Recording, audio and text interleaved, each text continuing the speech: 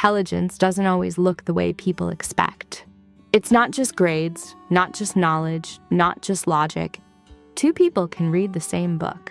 One memorizes it, the other connects it to 10 different ideas.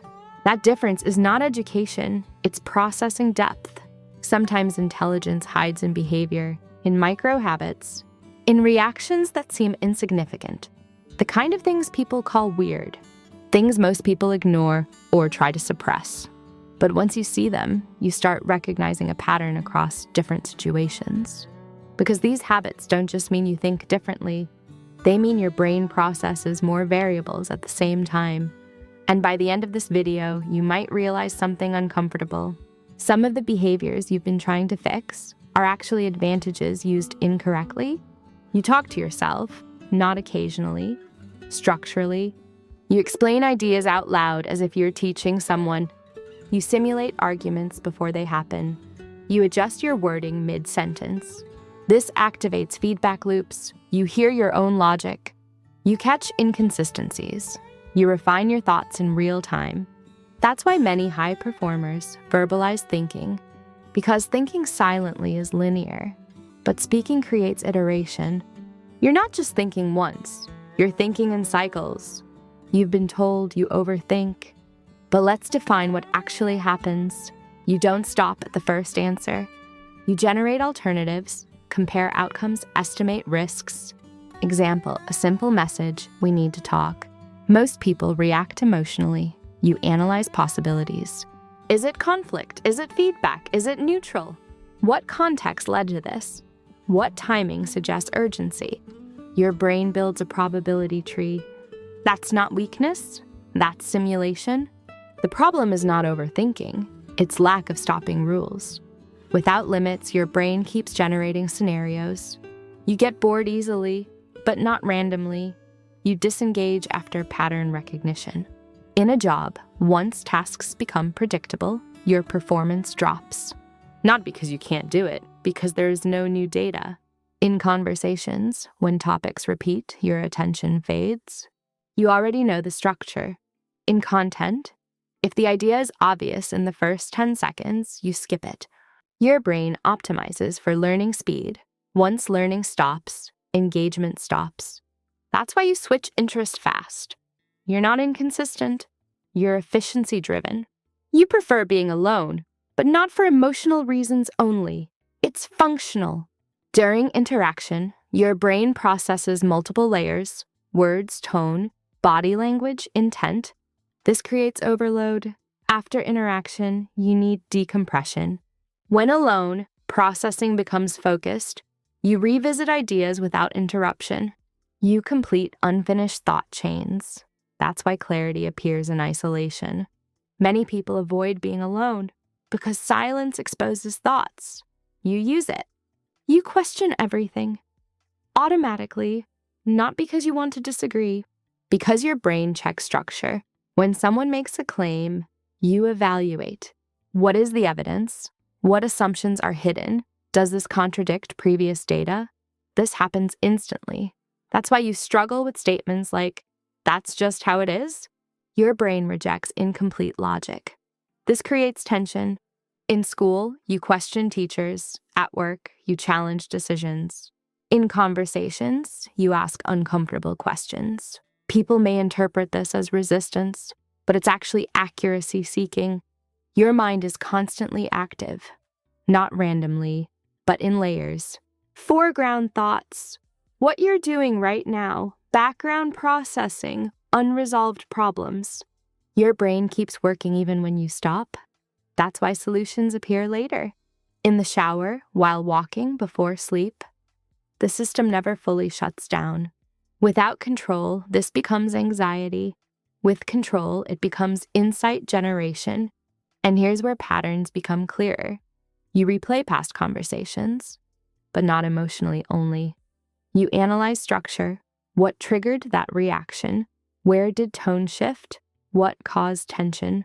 You extract rules. If I say X, result is Y. If tone changes, reaction changes.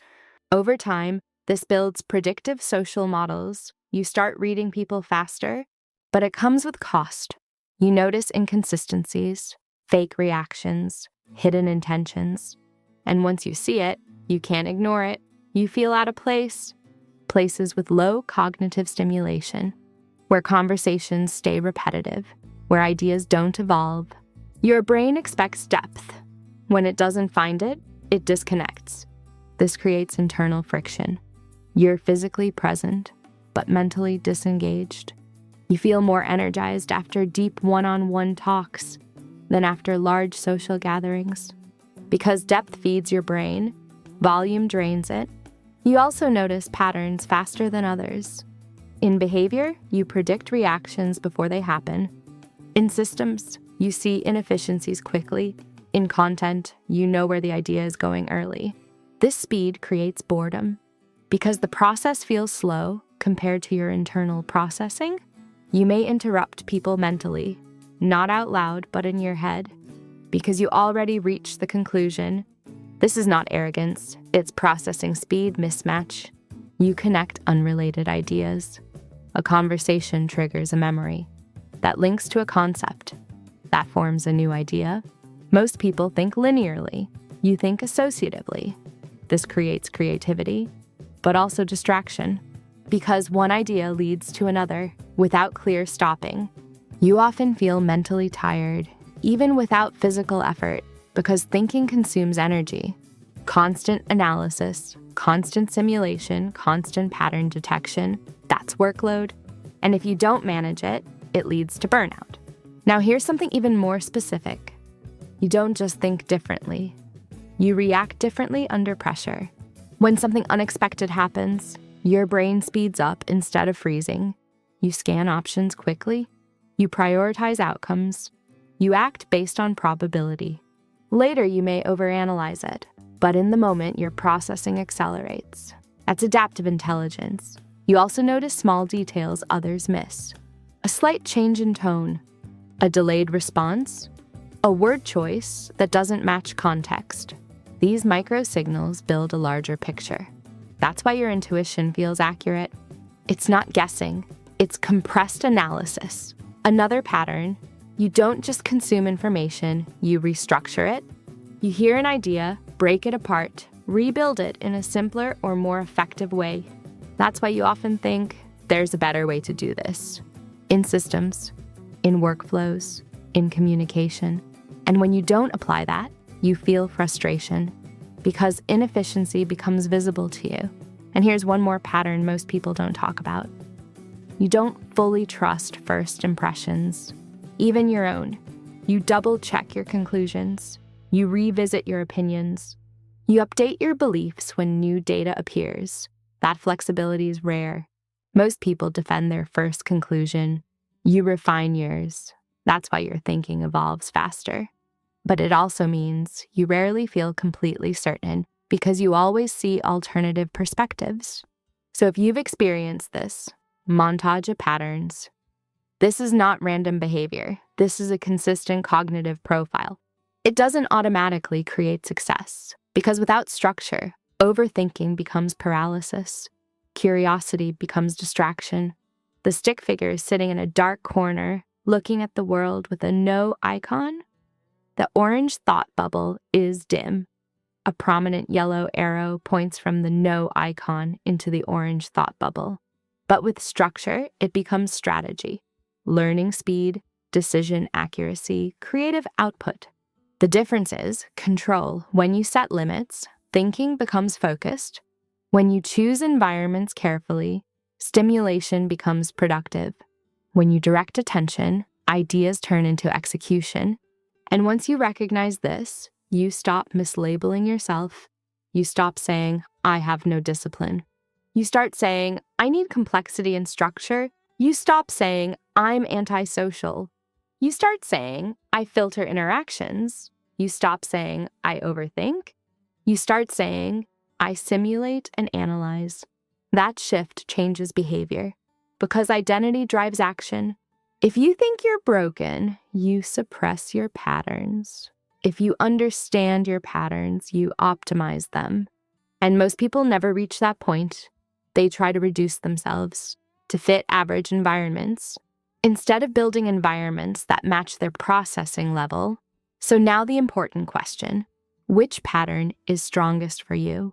Constant thinking, need for depth, analysis of everything, disconnection from shallow environments, fast pattern recognition, mental simulation. Pick one, just one, and write it in the comments right now. Not all of them, the one that describes you the most. Because here's what's interesting: the pattern you choose is usually the one that shapes your life the most. And when you see other people choosing the same one, you start realizing something. You're not the only one thinking this way. And once you see that, you stop questioning yourself and start understanding yourself. If this video made you see yourself differently, hit like. And if you want more videos that break down how your mind actually works, subscribe, because most people will never understand this, but you will.